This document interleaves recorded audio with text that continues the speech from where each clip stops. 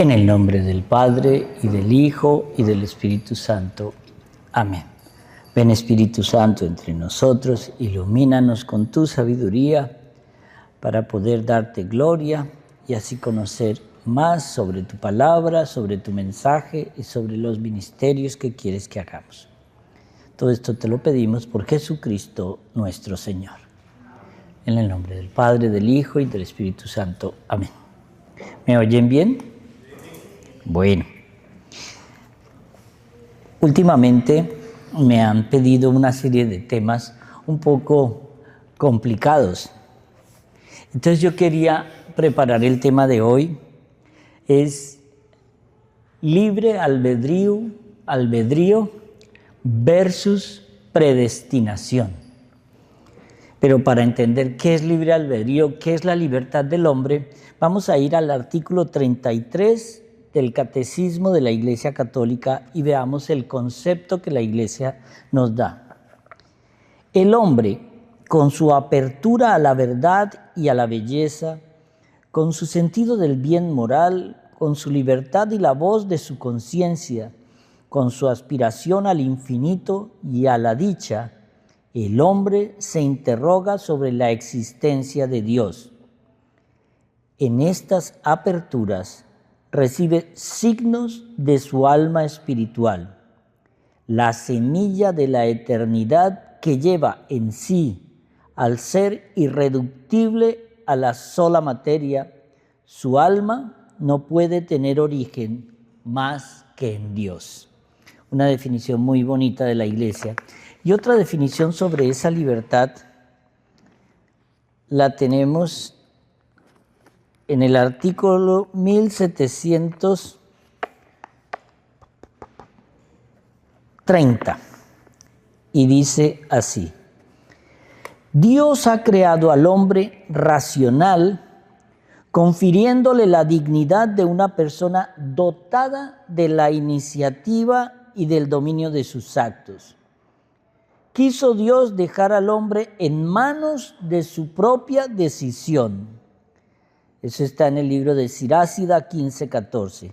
De modo que busque a su Creador 5 acciones y adhiriéndose a Él llegue libremente a la plena y feliz perfección. El hombre es racional y por ello semejante a Dios. Fue creado libre y dueño de sus actos. ¿Por qué quería empezar la charla de hoy con estas dos definiciones del catecismo? Porque se ha presentado siempre ese dualismo o dicotomía entre libre albedrío o predestinación. Esa pregunta, si Dios lo sabe todo, si Dios ya sabe lo que vamos a hacer, entonces, ¿dónde está la libertad? Y eso lo vamos a ver hoy analizando el caso de Judas, pero también podemos analizar muchos otros casos, el caso de José, de la tribu de Israel, el caso del rey David, el caso del rey Salomón. En el Antiguo Testamento está lleno de esos ejemplos, pero hoy nos centramos en Judas. Para entender esto, vamos a hacernos esta pregunta: ¿somos libres o ya estamos predestinados a la salvación o a la condenación? Mire, póngale mucha atención porque si se distrae pensando en cucarachas, se va a perder. Y aquí es cuando viene la libre elección. Hay unos que ya están perdidos, ya entraron a esta charla perdidos, porque están pensando en las cucarachas. Pero miren esto, hay dos pequeños, como partes del Evangelio que utilizan nuestros hermanos separados, que malinterpretan la divina voluntad, la voluntad humana y la predestinación. Lo vamos a encontrar nosotros en Efesios 1:4 y dice: Dios nos ha elegido en Él antes de la fundación del mundo, para que vivamos ante Él santamente y sin defecto alguno en el amor. Bueno, ahora hasta aquí conceptos de la Biblia y del catecismo. Pero volvemos a la pregunta. ¿Dónde empieza y dónde termina la soberanía divina? ¿Dónde empieza y dónde termina la soberanía humana? Nosotros ante esta pregunta, ¿buscamos respuestas o queremos una afirmación y confirmación de lo que ya estamos seguros que queremos creer? ¿Por qué? Me baso en un libro muy de apologética de C.S. Lewis. No sé si lo han leído alguna vez, el famoso autor de las cartas del demonio a su sobrino. Pero él era anglicano, protestante, y cuando descubre la verdad se vuelve católico y se vuelve uno de los mejores apologetas de la Iglesia Católica. Dice, vamos a partir sobre Judas o las implicaciones de su historia. Judas fue profetizado con detalles precisos. Si uno se pone a leer el Antiguo Testamento, lo único que no dice es su nombre de Judas. Pero mire cómo en el Antiguo Testamento vamos a encontrar en los Salmos, levanta el calcañal para morder a tu ungido. Su mejor amigo morderá al ungido. Su mejor amigo. ¡Ah, qué bonito eso! En Zacarías 11:12 dice exactamente, precisa las 30 piezas de plata por las que el Salvador será vendido y el destino final de esas 30 piezas de plata. Ustedes saben que cuando Judas se arrepiente y va a los sumos sacerdotes y le tira las 30 monedas de plata que le han pagado por la traición, es el fariseísmo llevado a un extremo.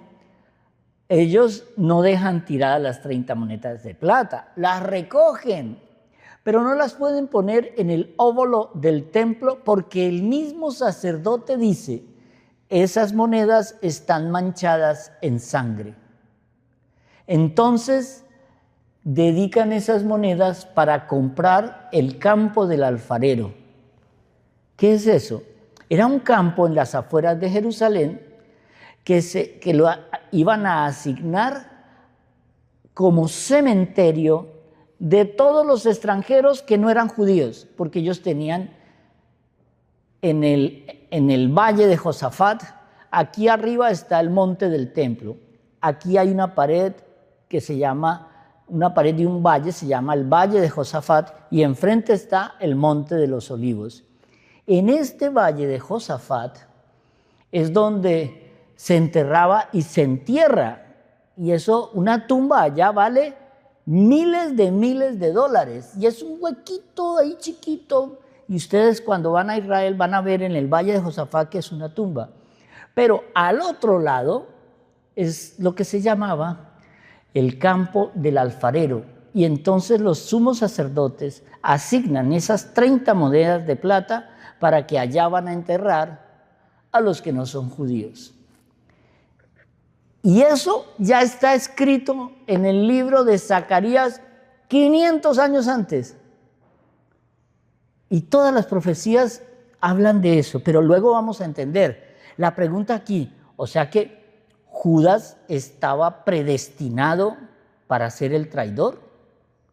Están diciendo cómo lo entregará, quién lo entregará, dónde lo entregará, contra quién lo entregará, 500 años antes. ¡Qué fuerte! Y estamos hablando de las profecías que conciernen a Judas, no al Señor. Mira la importancia de esto. En Zacarías 11 nos habla también de Jesús conocía el destino de Judas desde el principio. Acuérdense de este concepto, porque lo vamos a utilizar ahorita cuando avancemos. Jesús conocía el sentido el destino de Judas desde el principio. En Juan 6:64, ¿hay alguno de vosotros que no creen?, le dice el Señor, porque el Señor no sospechaba de Judas. Él sabía que era el traidor. Ahorita vamos a entender esto. Él no sospechaba de Judas. Él sabía que era el traidor. Pero si el Señor sabía que era el traidor, entonces, ¿por qué dejó? La pregunta es, ¿por qué lo seleccionó entre los 12 apóstoles? ¿Cierto que no tiene sentido? Si yo sé que alguno de mis amigos me va a traicionar, ¿usted qué hace? Pone una barrera. No quiero hablar con él porque me va a traicionar. Ya me han dicho que me va a traicionar. Pero Judas lo presentan aquí como alguien elegido para cumplir su papel. Ahorita vamos a ver que el Señor no lo eligió. Es bien bonito.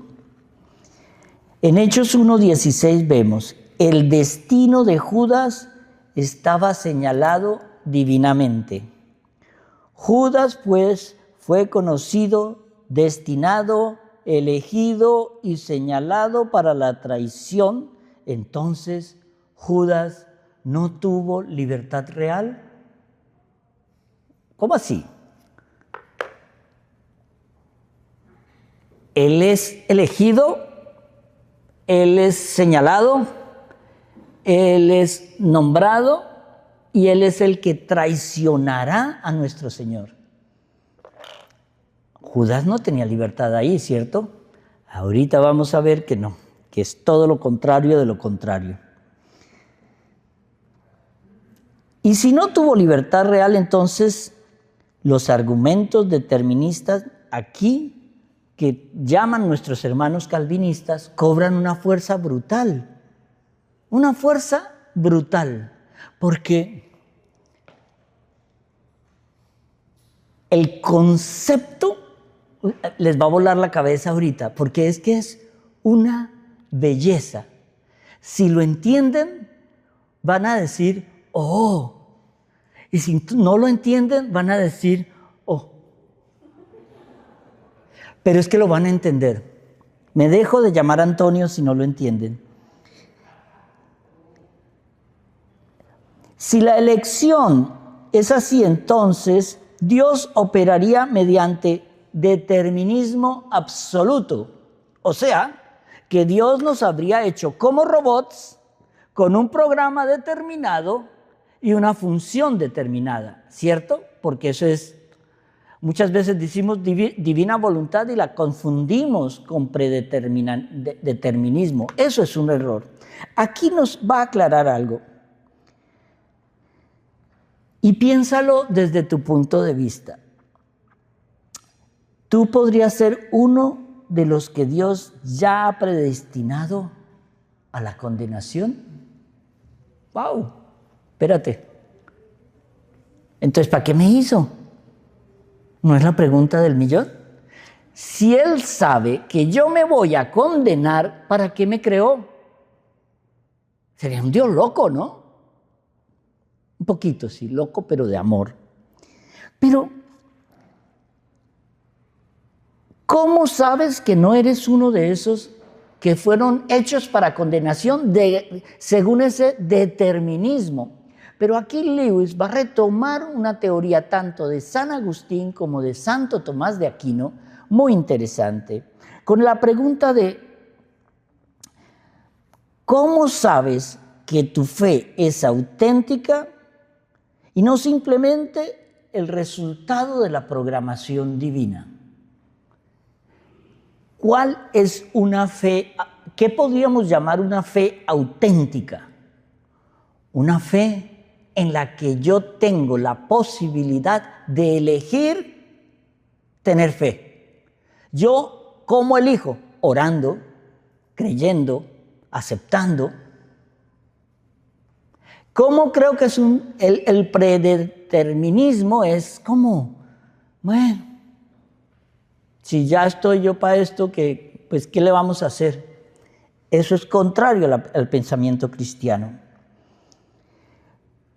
Si el destino está escrito, entonces no importa lo que hagas.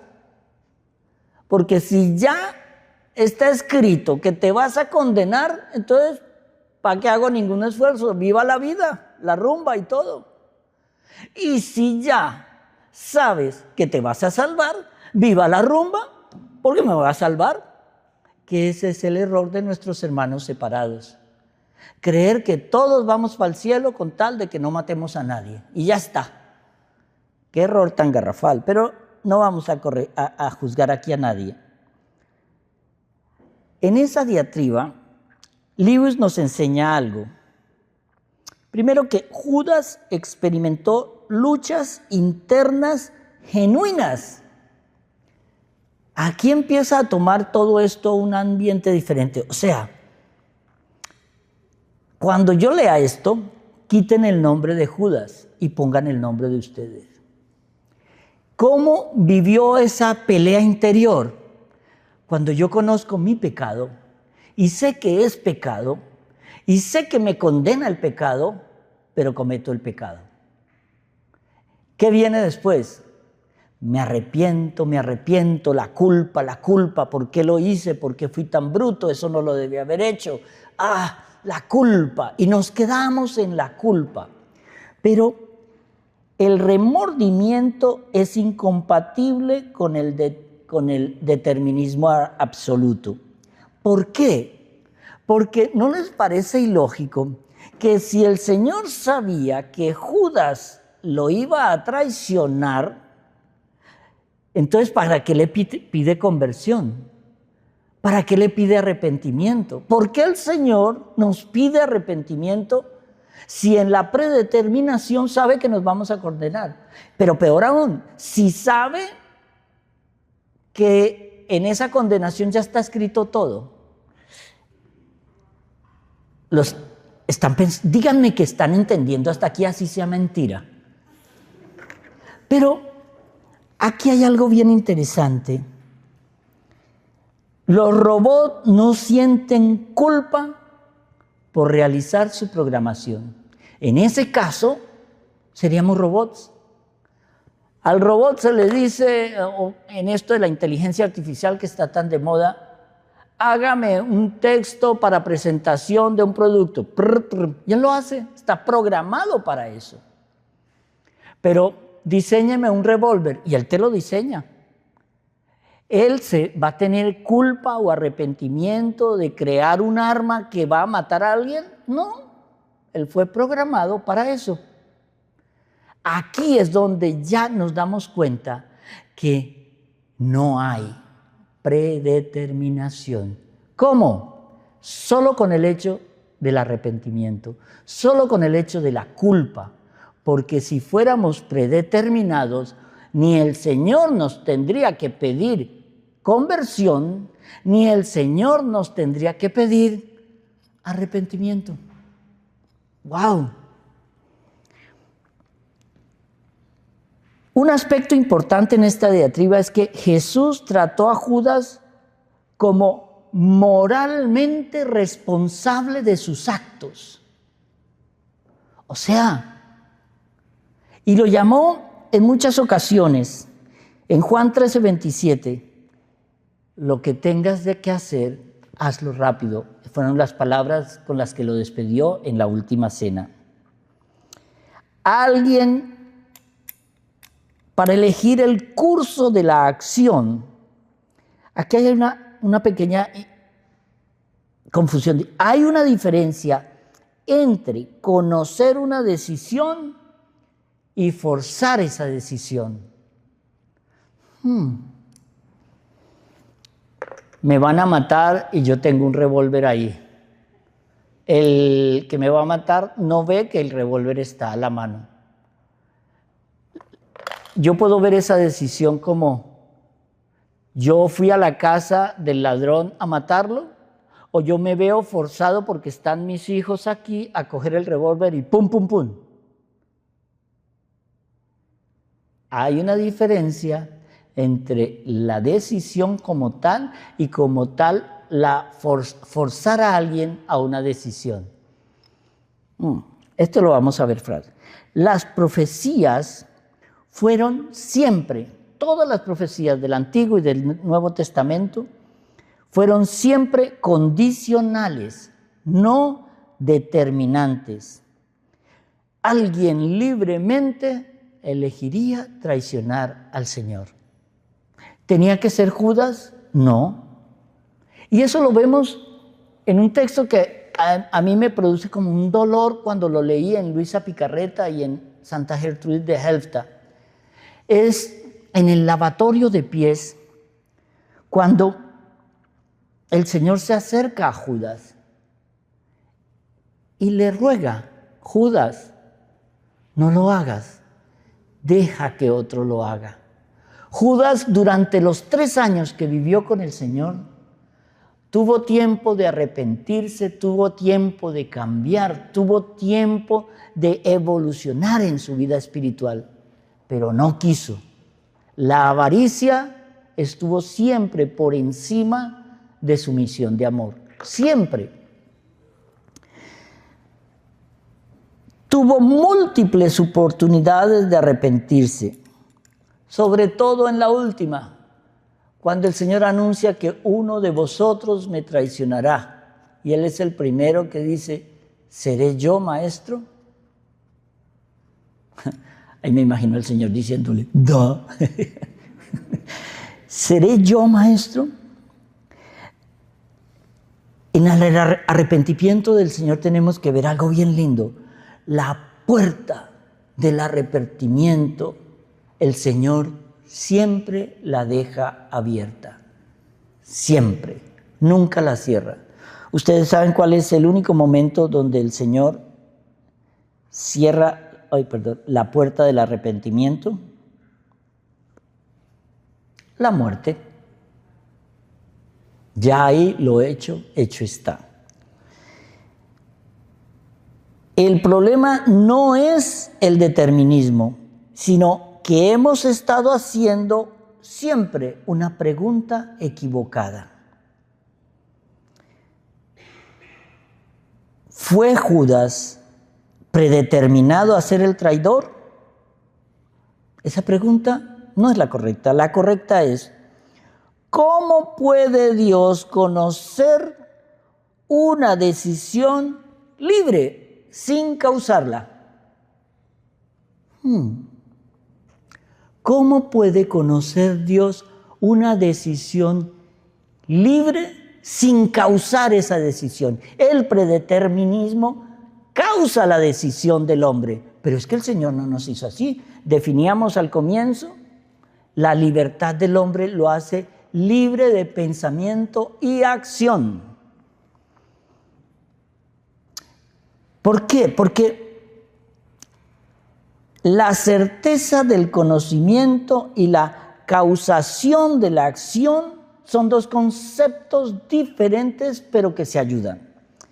El conocimiento, el ejemplo más plausible de lo que les voy a contar, lo van a entender. Ustedes van a ver una película. Y en la película, ustedes ven cómo va desarrollando la trama cada uno de los personajes. Y al final se dan cuenta que el que mató al dueño de la casa es el mayordomo, pero la esposa estaba enamorada del mayordomo. Pero hay personajes, pero tú le dices a un amigo: vamos a ver esta película que es buena, y la vuelves a ver por segunda vez. Pero al verla por segunda vez, tú ya sabes las características de los personajes, ya sabes lo que están pensando, deseando y cómo van a actuar. Pero el hecho de que ya sabes cómo van a actuar, ¿va a cambiar el final? Es el mismo final. Son unas causas de la personalidad de cada personaje lo que lleva a una conclusión final. Entonces, Dios no ve, la diferencia es que Dios no ve nuestra película una segunda vez. ¿Por qué? Y aquí es donde todo se empieza a aclarar. Dios existe fuera del tiempo. El momento de revelación llega cuando entendemos la naturaleza de la eternidad divina y cómo opera el conocimiento desde fuera del tiempo. ¿Cierto que lo vamos entendiendo? El Señor vive en un eterno presente. Para Él no hay pasado, para Él no hay futuro. Hay un eterno presente, porque Él está en una dimensión sin tiempo. El tiempo para nosotros lo define también el espacio. Entonces, el momento de revelación llega cuando entendemos esa naturaleza, porque Dios no preconoce, Dios simplemente conoce. Dios simplemente sabe. Y aquí se empieza a aclarar la personalidad de Judas. Dios nos dice que en Él no hay un antes y un después. Es como, por ejemplo, cuando estamos en la cima de una montaña y vemos a lo lejos una carretera llena de curvas. Y vemos 3 carros a lo lejos y el primero se accidenta y se voltea. Nosotros estamos tan lejos que no le podemos decir al segundo, ojo con esa curva, pero va muy rápido, está conduciendo rápido. No necesita ser profeta para saber que ese tipo le va a dar por detrás al otro, pero tampoco necesita ser profeta para saber que el tercero hará lo mismo. El cuarto ya alcanzará a ver que en la curva hay fuego, ya se previene. ¿Sí ve lo que es la diferencia entre preconocer y conocer? En prever y en ver. Eso es Dios. Dios es sabiduría en el instante. Para Dios, ninguna determinación de la que tomemos lo va a sorprender. Porque Él ya está dentro de nosotros. Él, como Él dice, habita en nuestro corazón. Dios es el único que sabe lo que piensas. El demonio no puede. El demonio sabe cómo vas a actuar partiendo de esta misma base, sabiendo qué es lo que dices y hablas con tu boca. ¿Cuáles son tus actos? Entonces, si Él ve que tú eres obsesionado por los mangos, la tentación va a venir en un árbol de mango. Ahí va a estar la mechuda esperándolo. Entonces, el momento de revelación es importante porque a nosotros nos llega este entendimiento de una manera muy linda. ¿Cómo? Pegándonos a la rueda de Dios. ¿Esto qué quiere decir?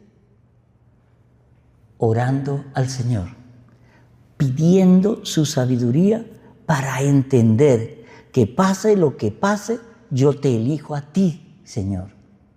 Y aquí vamos a aclarar otros conceptos. En Él, la temporalidad no existe. En Dios existe la totalidad. Nosotros tenemos, antes de venir aquí a esta charla, esta mañana nos levantamos, nos duchamos, nos vestimos, hicimos nuestras vueltas, el carro, terminamos de trabajar o de hacer lo que estábamos haciendo, vinimos aquí. Eso es una temporalidad. Ahora estamos en el presente de ustedes. Ustedes están aquí ahora, pero con toda su temporalidad. En Dios eso no existe. Para Dios da lo mismo. Esta mañana tú duchándote, tú desayunando, tú aquí, tú saliendo esta tarde de aquí, tú llegando a tu casa. es lo mismo que va a ocurrir dentro de 20, 30, Él ya lo sabe. Pero nunca interviene en tu decisión humana, te deja libre.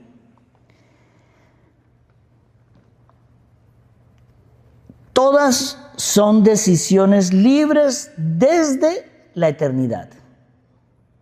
Miren esto, las profecías del Antiguo Testamento no predeterminaban, sino que analizando cómo era ese personaje en esa película, se podía prever cuáles eran las características. Miren esto, aún las decisiones de nuestros errores son usadas por el Señor para su plan perfecto.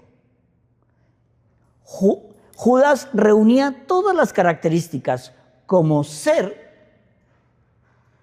la ambición, la envidia, la avaricia, corazón duro. Y el Señor vio que tenía todos los ingredientes para la decisión de traicionar al Señor. Pero el plan de Dios era entregar a su Hijo por nosotros. Judas traicionó al Señor. ¿El Señor lo llevó a eso? No. El corazón de Judas era libre. Llamó a Judas muchas veces. Es que uno vivir con Jesús y traicionarlo después de 3 años de ver milagros, de ver curaciones, de ver cómo resucitaba a la gente, de verlo caminar sobre el agua, y aún así lo traicionó. Uno diría hoy, desde la perspectiva de 2000 años después, qué bruto era Judas. Pero la posibilidad de la evangelización que tenemos nosotros aquí en el siglo XXI es más grande que la que tenía Judas. Porque el Señor nos enseña, bienaventurados los que sin ver creyeron. Judas no se podía equivocar y se equivocó. El Señor en la fe nos da la posibilidad de equivocarnos, de pecar, de cometer errores. Porque Él también nos puso cómo volver al camino de la libre elección. Cómo hacer que esa elección ya no sea un error, sino que yo pueda volver cuando me equivoco al Señor, y se llama la confesión.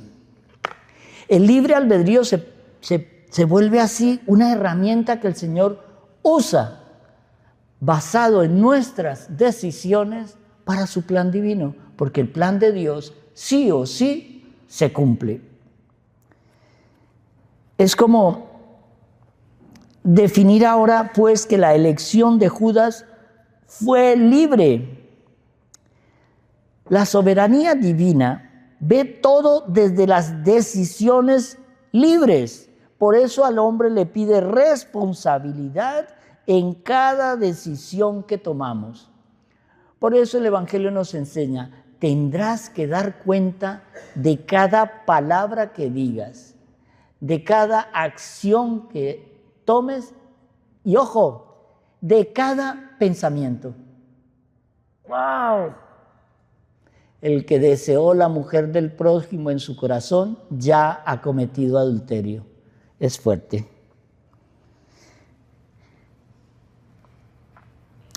La responsabilidad humana lleva consigo, de hecho, el libre albedrío. Judas fue un hombre real que tomó decisiones reales en un mundo real. Tú eres un ser real que está tomando decisiones reales en tu vida real.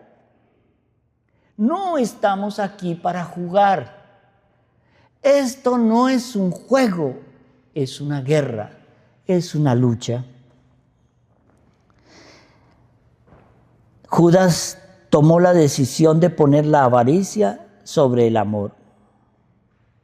En el Salmo 41 leemos, no estaba inspirando el futuro, estaba tomando una determinación. Las profecías son así, confirmaciones, no acusaciones. Dios no las fuerza, Dios sabe exactamente las decisiones que tomarás, pero no las causa. Es como ver un miquito, y al miquito el instinto lo lleva a comer bananos, y luego te vas a ver un tigre. El tigre nunca se va a trepar a pelar un banano. Él va a querer comerse una gacela o una cebra. Entonces, con esa base es que el Señor nos permite que pasen cosas para que tomemos decisiones reales para seguirlo a Él. Todo esto es una prueba, todo es una prueba. Cada movimiento, cada persona que conocemos, cada palabra que decimos es una prueba. Esto no es un juego, es una prueba para el momento final de nuestras vidas. Tu decisión, así pues, es real. Dios no controla tus decisiones, Él las incorpora en su plan divino. Basado en tus decisiones, incorpora esas decisiones en su plan divino. Judas eligió traicionar, y es así como el Señor lo incorporó al plan divino de la salvación. Debía ser traicionado por un hombre, debía ser entregado por su amigo, y lo incorpora al plan de la salvación. El otro, que cómo utiliza el Señor los errores de los otros o de los humanos. Pedro y la negación. Pero ¿por qué Pedro, si amaba tanto al Señor, si era un fanático que decía que se hacía matar por el Señor, lo traicionó cuando vino la prueba? El Señor quería que Pedro descubriera en él la fragilidad humana. Que muchas veces decimos, amo, pero traiciono. Y el Señor utilizó eso para que en el corazón de Pedro existiera la misericordia del perdón para todo el rebaño que le tocaba dirigir. Eso es la misericordia de Dios, utilizando tu error. En la perspectiva eterna de Dios, Él ve todo y todos están incorporados en su plan soberano. Pero tu libertad es real la responsabilidad de tus decisiones. Vivir en un mundo de fe es saber que Dios te observa con amor eterno. No crean que hay un segundo de la vida de nosotros que no está siendo mirada por el ojo divino, porque Él está en nosotros. El mundo de las dudas determinista y el mundo de la fe razonada, así queda totalmente diluida. Y es cuando vienen los consejos. Vive con libertad auténtica, pero sobre la soberanía de la divina voluntad. Lo divino no elimina tu libertad. Toma decisiones en tu vida como si todo dependiera de ti, pero confiando que Dios utilizará cualquier decisión que tomes para su plan divino.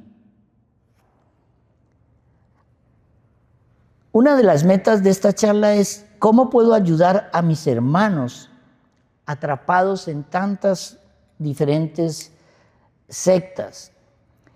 Y es cuando el Señor nos dice, el conocimiento perfecto y la libertad auténtica pueden coexistir para que la fe cristiana tenga sentido. ¿Quién es el conocimiento perfecto? Dios. ¿Quién es la fe auténtica? Yo, tú, nosotros.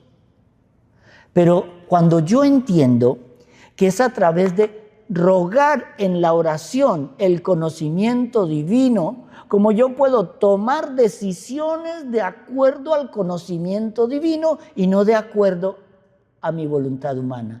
Es cuando el Señor nos va regalando el 100 por 1. Porque hemos tomado la determinación correcta.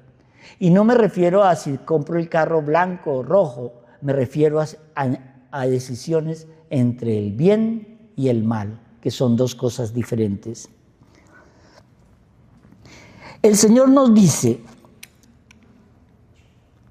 que tenemos que responder en la dicotomía de lo que estamos viviendo, a esa guerra espiritual a la que estamos sometidos a toda hora, con gracia y libertad. Él nos habla siempre el otro día el arzobispo me decía, oh sí, es que convierte más una gota de miel que 30 látigos.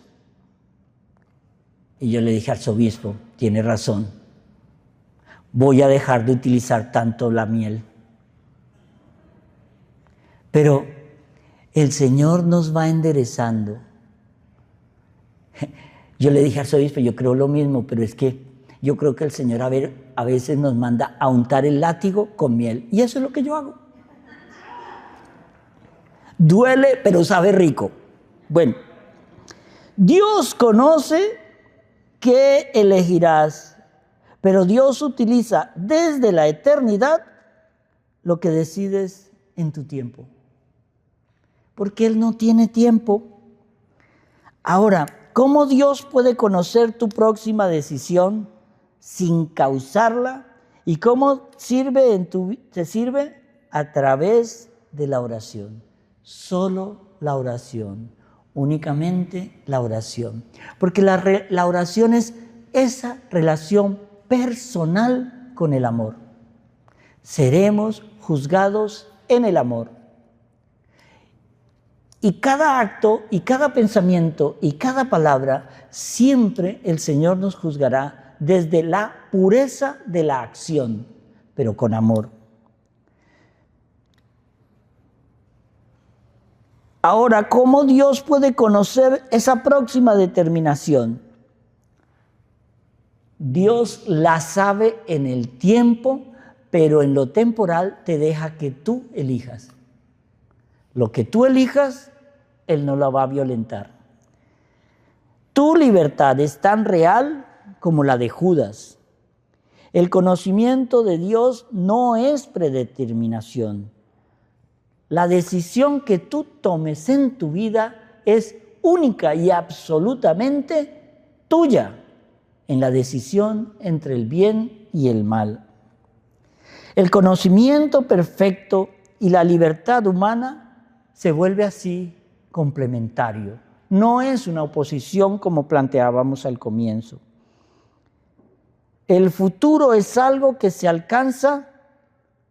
Mira esta definición de Lewis que me encantó. El futuro es algo que se alcanza a 60 minutos por hora. Hagas lo que hagas. Grábenselo. El futuro es algo que se alcanza a 60 minutos por hora. No se va a adelantar, no se va a atrasar. Porque Dios sabe qué hay en cada minuto. Y como Él tiene el conocimiento pleno, nos invita a nosotros en la oración a tomar decisiones en su divina voluntad para que Él utilice esos dones que nos ha regalado y podernos dar el 100 por 1. Todo esto es una batalla. Esta mañana daba una charlita de Santa Faustina Kowalska, las 7 claves o 7 pistas para saber cuándo tu muerte está cerca. Qué fuerte, ¿no? Eso no lo quiere escuchar nadie. Pero Santa Faustina, el Señor le reveló que nos regala gracias. Y pone un caso bien interesante. Pone un caso de una mujer que llevaba 20 años peleada con su hermana por la herencia de su padre y su hermana se quedó con la mayoría, no le dejó casi nada a ella y no se volvieron a hablar. Un día ella sintió una necesidad imperiosa de ir a saludar a su hermana y se fue, cogió el tren 6 horas y se fue a ver a su hermana. Su hermana la recibió, estuvieron todo el día llorando, abrazándose, arrepintiéndose, perdonándose. Ella vuelve a su pueblo, esa noche le da un infarto y se queda muertica en la cama. Otro caso, una mujer que era obsesionada por su colección de santos, de estatuas de santos. Toda su vida la dedicó a reunir esa colección de santos. Y de pronto un día le dice a su hija, tengo 3 meses para regalar mis santos. ¿Por qué dices eso, mamá? 3 meses. Y esa gran colección a la que dedicó toda su vida, la empezó a regalar a quien ella quería. Ella entregó el último santo y esa noche murió. El desprendimiento.